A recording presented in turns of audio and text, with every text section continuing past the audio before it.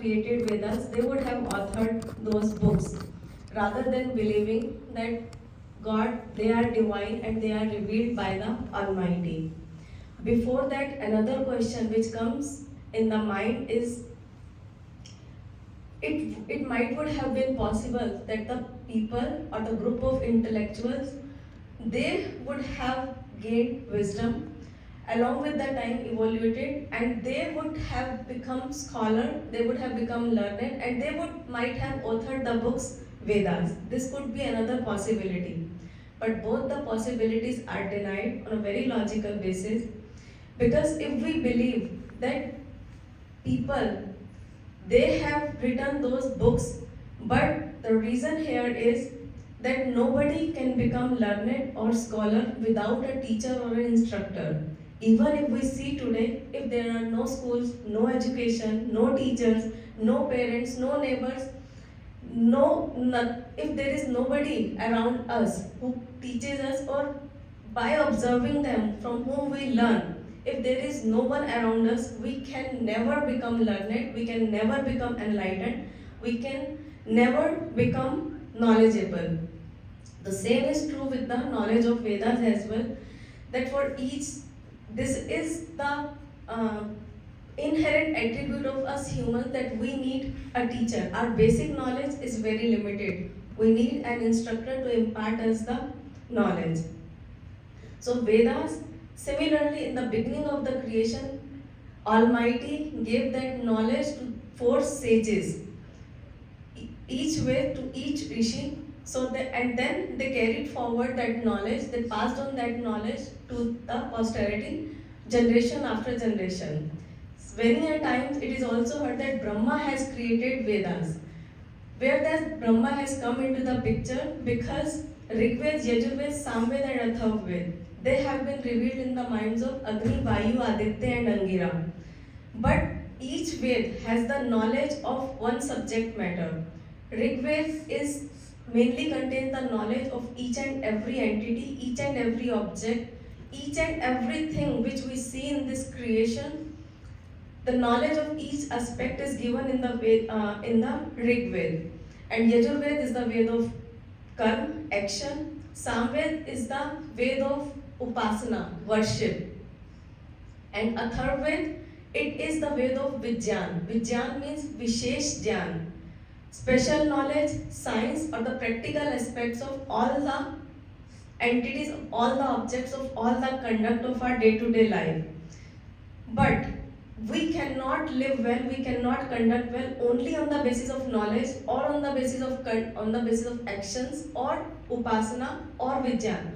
We need the knowledge of all together. We need the knowledge, all of them combined together.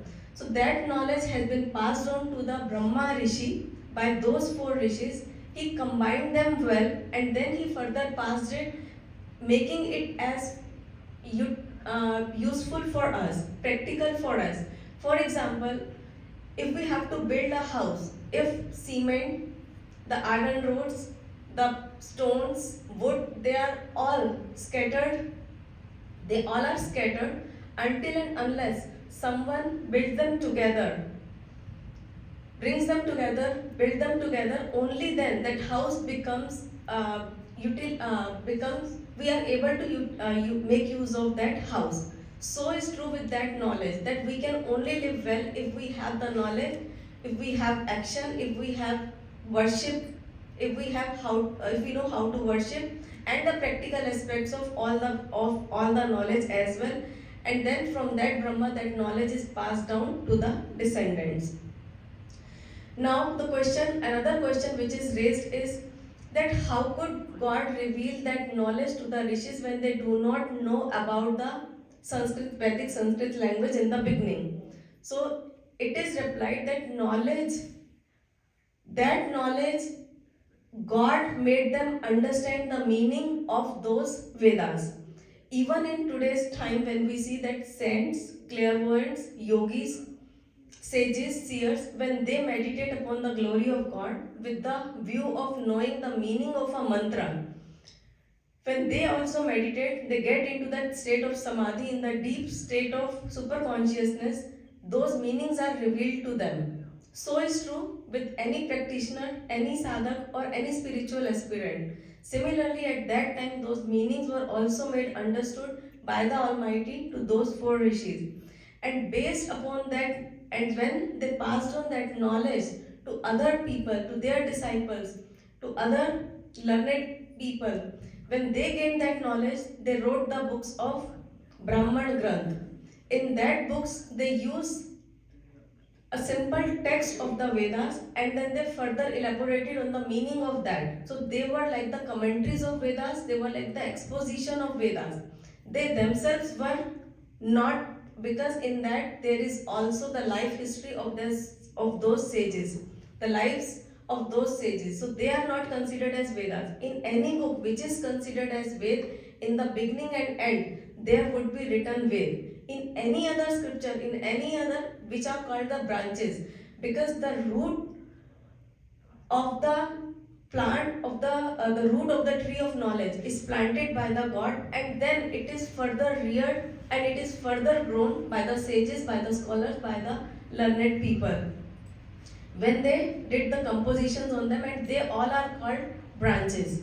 They all are called the parts or components of the Vedas, but they are not the Mool Ved.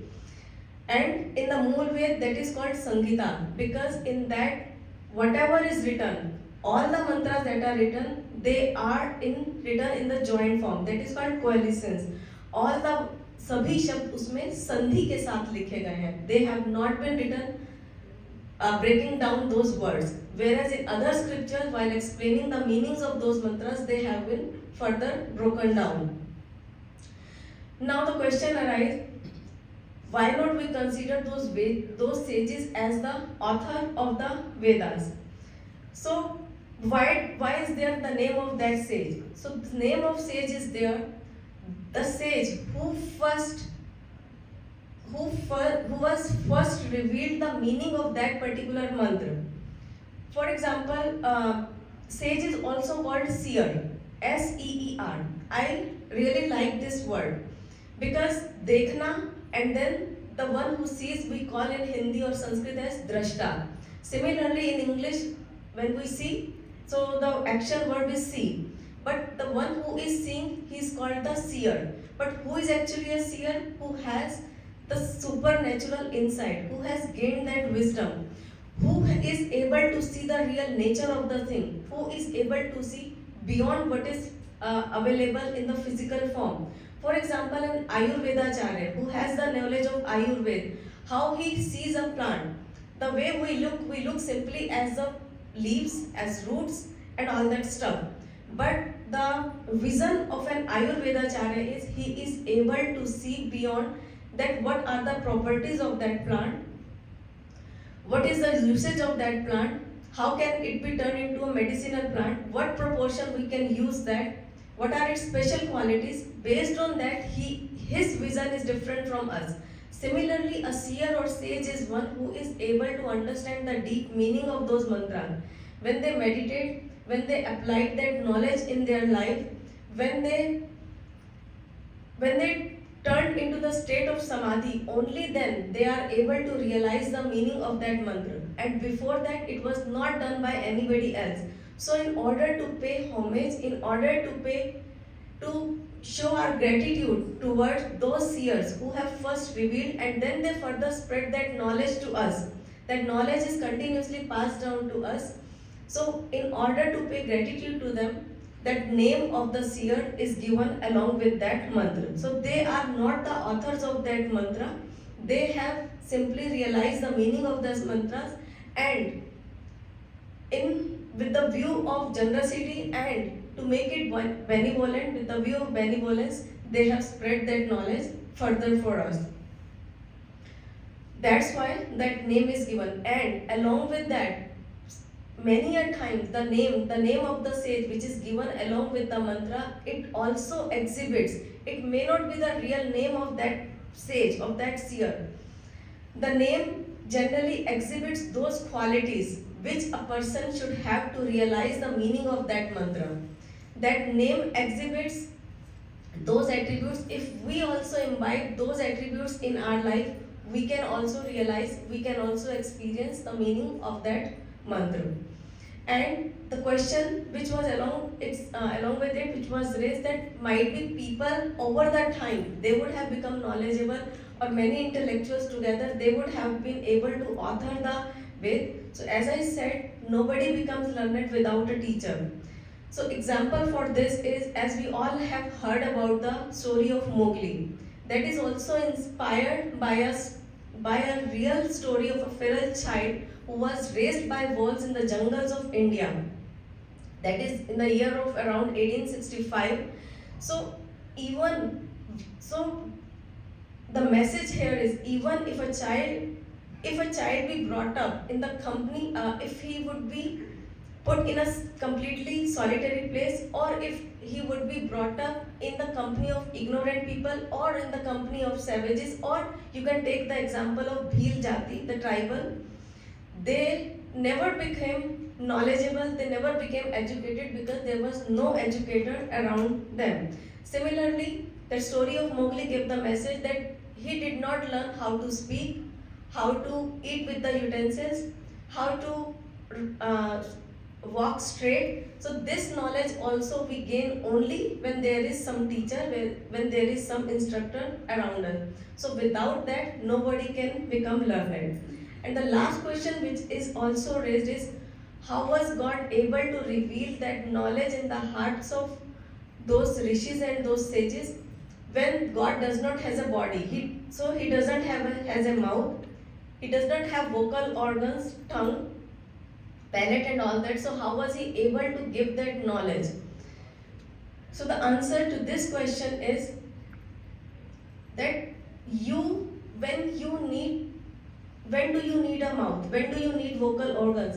Only when you have to pass on your thoughts to somebody who is different from you, who is different from the speaker. Only then we need the help of those vocal organs, those palate, those efforts of the tongue and mouth. All that stuff is required. But when you have to instruct yourself, you don't need a mouth. You don't need those vocal organs. It's just the thought is raised, and you are able to instruct to yourself. So, and even Maharshi Dayanand wrote that when you close your ears, so you can see how much business is going on in our mind, lots of thoughts are raising in our minds, lots of various kinds of sounds are produced in the mind without the employment of your vocal organs. You don't use your tongue and all that stuff.